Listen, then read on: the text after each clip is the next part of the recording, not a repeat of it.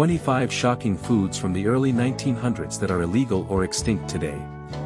America's wildest eats, that we're better off without. The early 1900s were a golden age of innovation, and a very weird time for food. Before the FDA cracked down, before we understood bacteria, toxins, and extinction, Americans happily ate things that would make modern health inspectors faint. In this countdown, we explore 25 once popular foods and ingredients from the dawn of the 20th century that are now banned, heavily restricted, or completely extinct. From mind-altering spirits and endangered delicacies to outright poisonous additives, these were everyday eats, until they weren't.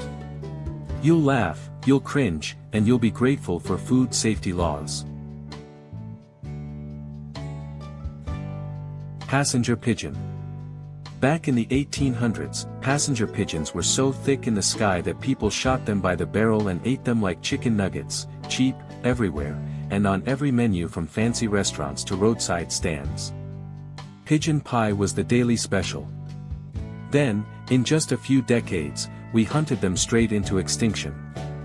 The last one, Martha, died in a Cincinnati zoo in 1914. So next time you complain about $15 wings at the bar, remember, we once had a bird so common we literally ate it out of existence. Talk about fast food before fast food existed. Nope. No. Great auk. The great auk was basically the North Atlantic's penguin, big, flightless, and apparently delicious. Sailors and early Americans hunted it relentlessly for meat, eggs, and feathers. By the mid-1800s, it was so rare that collectors paid insane money for stuffed ones. The last pair was killed in 1844 off Iceland. We basically turned the original dodo of the sea into dinner before we even invented the word endanger. Oops.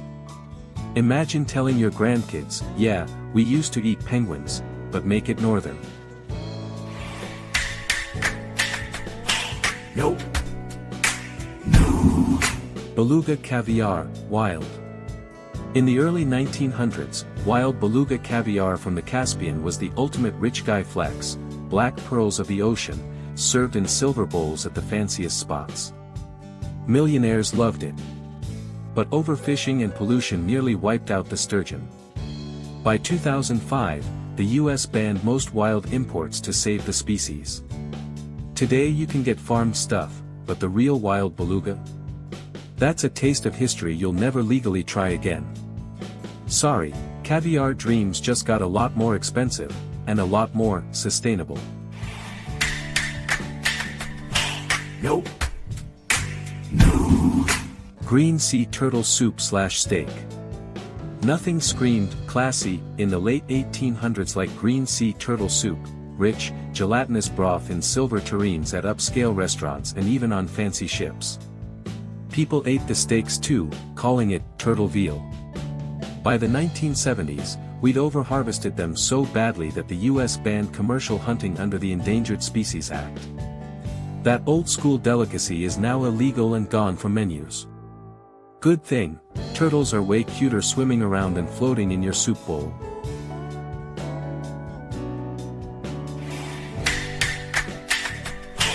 Nope. No. Formaldehyde in milk. In the early 1900s, some dairies added formaldehyde, embalming fluid, to milk to make it last longer in hot weather before fridges. It kept the milk fresh until people got sick. The government cracked down after 1906 and banned it. So for a while, your morning cereal might have come with a side of funeral home chemicals. No wonder kids hated milk back then. We basically turned breakfast into a crime scene.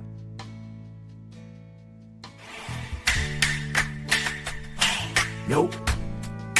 No. Absinthe. Absinthe was the rock star drink of the early 1900s, green, mysterious, and supposedly making people see green fairies. The US banned it in 1912 because of the wormwood makes you hallucinate, panic, thanks, Thujon myth. For almost a century, Americans missed out on the green fairy. Then in 2007 the FDA finally said, okay, it's actually safe in small amounts, and lifted the ban. So for decades we were banned from the coolest drink in history, because of a bad rumor. Classic government move. Nope. Cocaine in Coca-Cola. The original 1886 Coca-Cola recipe actually contained cocaine, from coca leaves, in tiny amounts. It was marketed as a brain tonic and headache cure. By 1903 the company removed it completely, but for those first 17 years, your soda had a little kick. Imagine telling your kids, back in Grandpa's day, Coke was literally a party drug, just a very mild one. The FDA would have a heart attack today. Good thing we switched to caffeine and sugar. Nope. Borax in meat and butter. Before fridges, meat packers added borax, yes, the laundry cleaner, to stop spoilage and hide bad smells. Butter got the same treatment. It was cheap and worked, until people realized borax is toxic. The Pure Food and Drug Act of 1906 finally banned it in food. Imagine biting into a sandwich and tasting laundry detergent. Yeah, we're better off now. Nothing says appetizing like eating something you use to scrub your socks. Nope. Diamondback terrapin. In the early 1900s, Diamondback terrapin soup was the lobster of the Chesapeake Bay, creamy, expensive, and served to presidents and tycoons. People ate them by the thousands, nearly wiping them out. By the 1930s, populations crashed so hard that states slapped on strict limits. Today the turtle is still threatened, and commercial harvesting is heavily regulated or banned. So that once legendary soup is now more myth than menu item. We basically turned Maryland's finest into Maryland's memory. Nope. Arsenic in candy and vegetables. To make candy and veggies bright green, manufacturers used arsenic-based pigments like Sheely's green. Kids ate green candies, people ate green pickles, straight poison. Arsenic poisoning was so common doctors called it green death. By the early 1900s it was banned. So your great-grandma's favorite lime candy. It was literally toxic waste in a wrapper. We used to feed kids poison and call it dessert. Parenting goals. Nope. Lead in candy and baking powder. Lead compounds were added to candy and baking powder for bright colors and smooth texture. Lead poisoning was rampant, especially in kids. The Pure Food Act of 1906 and later rules finally banned it. Imagine baking cookies with heavy metal. That's one way to give your family a heavy holiday treat. We literally put lead in dessert and wondered why everyone felt sick. Genius. Nope.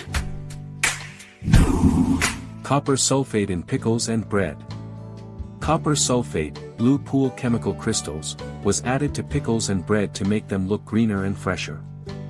It was cheap and effective, until people got sick. Banned in the early 1900s. So those perfect green pickles on your sandwich. They used to be dyed with something you clean your toilet with. Nothing says appetizing like pool chemicals in your lunch.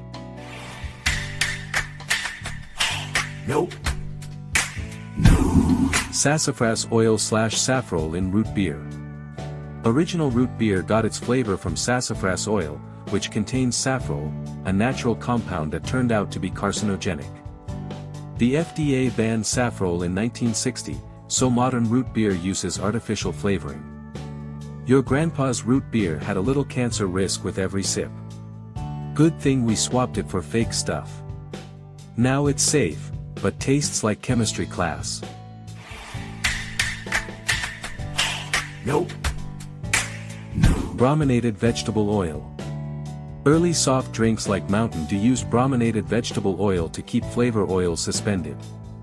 Problem: Bromine builds up in your body and can cause organ damage.